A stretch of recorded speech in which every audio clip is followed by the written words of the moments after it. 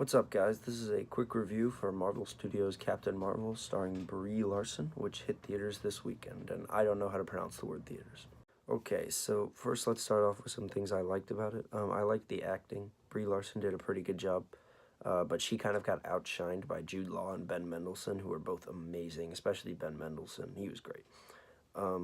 Also, the CGI, a lot better than Black Panther, which is impressive because they were like animating photon blasts that came out of her body, and that can be really hard to do. And I mean, I understand that maybe it'll like look like a video game or something, be kind of bad, but they did a good job with that. Okay, another thing this movie did really well was getting me excited for Avengers Endgame and excited for Captain Marvel's inclusion in Avengers Endgame, because when it came out about a year ago that she was going to be in that movie, I was like, no, like, just let the original Avengers be in it. I don't want her stealing the show, but if she steals the show, I'm like, that's fine, because she needs to be in a good movie, because Brie Larson's a good actress. It's a good character. She has a good backstory. She has potential. Just this movie didn't execute it very well. Apart from those things, there was a lot that I had a problem with. Like, first of all, the writing wasn't very good. Dialogue was just, it seemed like it was there just to fill time.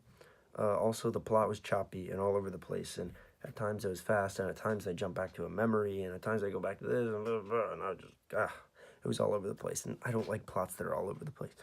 So if you're a Marvel fan, there were like 3 things in this movie that, made me lose my mind, and I'll talk about them later in the video when I do spoilers, but like, you're like, wait, so that's how that happened?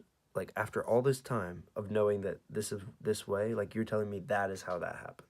Like, are you kidding me? Like, I almost left the theater a few times. It was terrible. Okay, another thing is, I should have known because the trailers were trash, but my expectations versus reality, I was so frustrated. Like, I was expecting, like, an intergalactic war between the Kree and the Skrulls, and, like, Captain Marvel caught up in this war, like, stopping the war and putting the people of Earth first. Kind of like Superman. But no, you got like 30 seconds of that war. Like, the movie was just so much more small scale than I thought it would be. Like, literally at the end, I turned to my friend who was at the movie with me, and I was like, wait, that's it? Like, that's the movie? Like, it was like a 15-minute backstory that they probably could have told in 15 minutes that they prolonged over a 2.5-hour movie. The villain, good acting, but not menacing at all. Like, there was no, like, reason for why this person was like evil, except they hated another alien race, like, and they don't explain why. You're supposed to accept it. The fight scenes, oh my dear. Ugh. There is one scene where it was so dark and like blotchy, like I literally had no idea what was going on. You could see flashes of like, oh look, it's Brie Larson's face, or oh look, it's a Skrull, and I didn't know what was going on other than that. It was so dark, and it was like the editing was just like cut. Like, come on. Like, they could have done a lot better job with that. And then there's one fight scene near the end of the movie where it's pretty like, and it's near the end. It's not in the middle. Like, they play a rock song.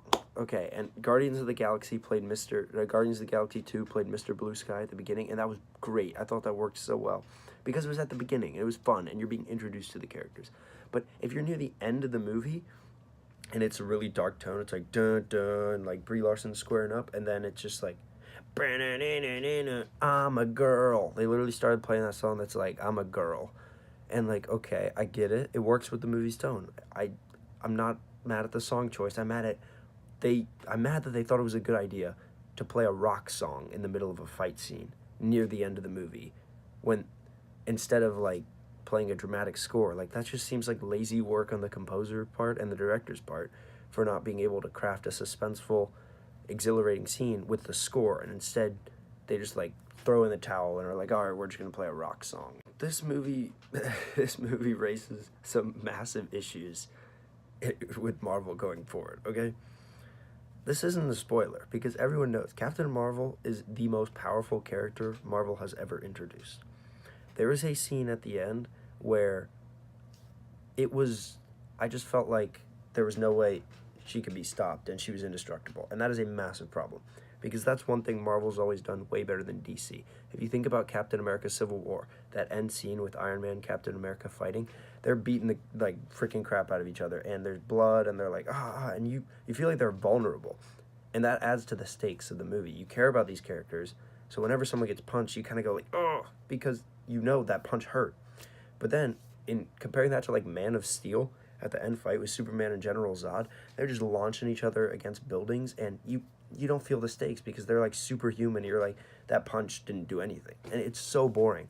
Like that that movie really hurt the superhero genre, and it's a solid movie, but that end fight scene, there's no stakes. These people are way too overpowered, and you're just like, you lose your investment in the scene because it's just destroy the city, and that's the problem with some of these superhero movies. So Captain Marvel is gonna have that problem because at the end, I didn't feel any stakes. I felt like she was the most powerful character I'd ever seen in a superhero movie, and like I didn't feel worried for her at all. I was like, oh, she's got it. Like, and that's a problem going forward because if Thanos shows up and he starts beating Captain Marvel, that's not going to make sense because she annihilated an entire spaceship with like her finger in this movie. So, yeah, that's a problem. Also, any reviewer out there on the internet who says Goose the cat stole the show, you you should lose your job because like that are you so that yeah, there's a cat.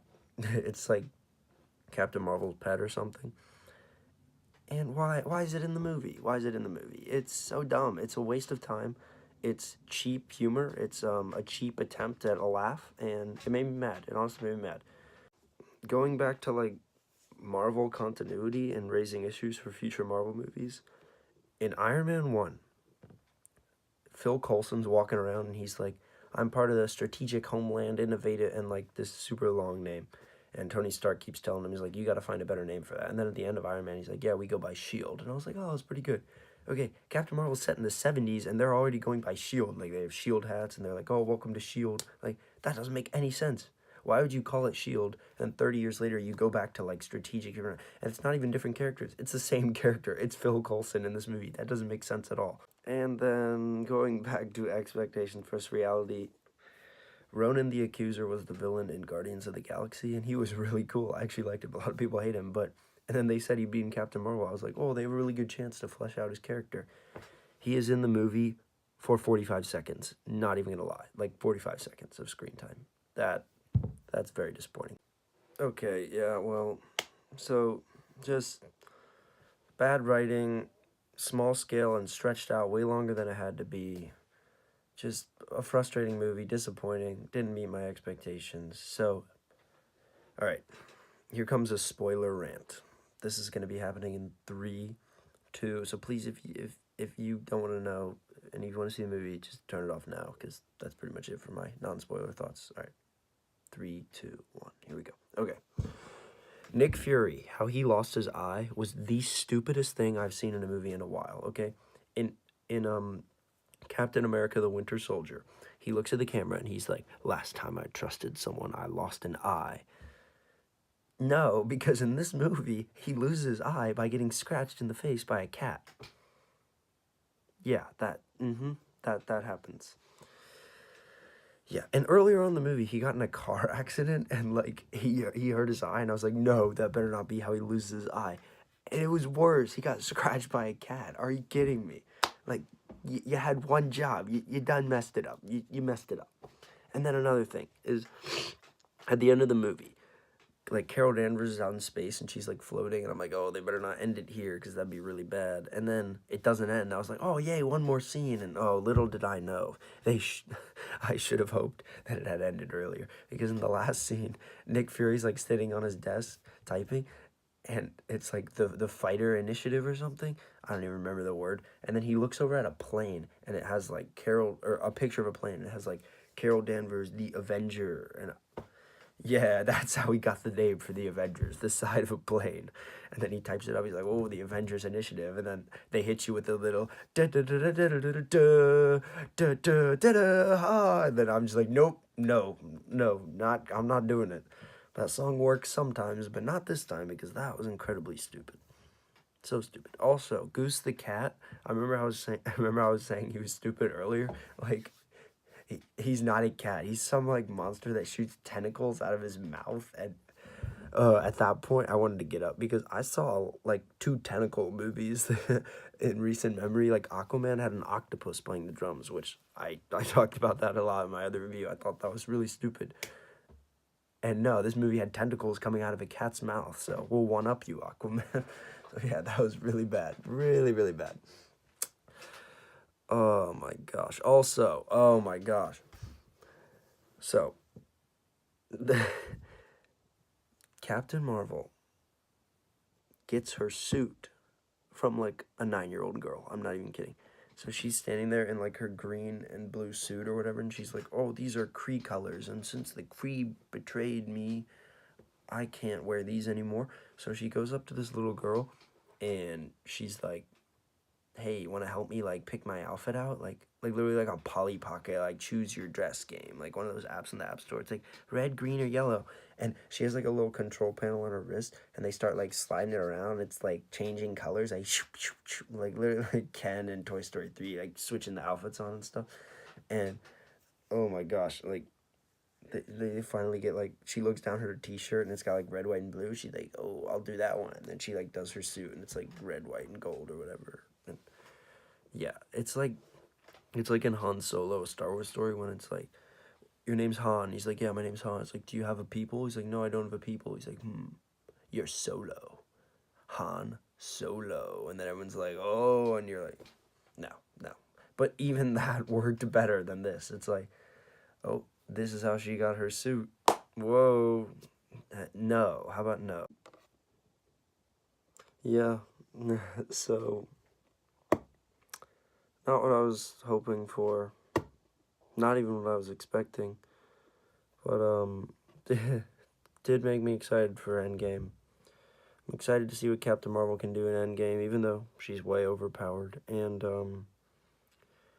we'll just see where it goes. But I think that this movie wasn't the end of the world. It was just kind of pointless cash grab, which, you know, that's how it goes nowadays. So thanks for watching the video, guys.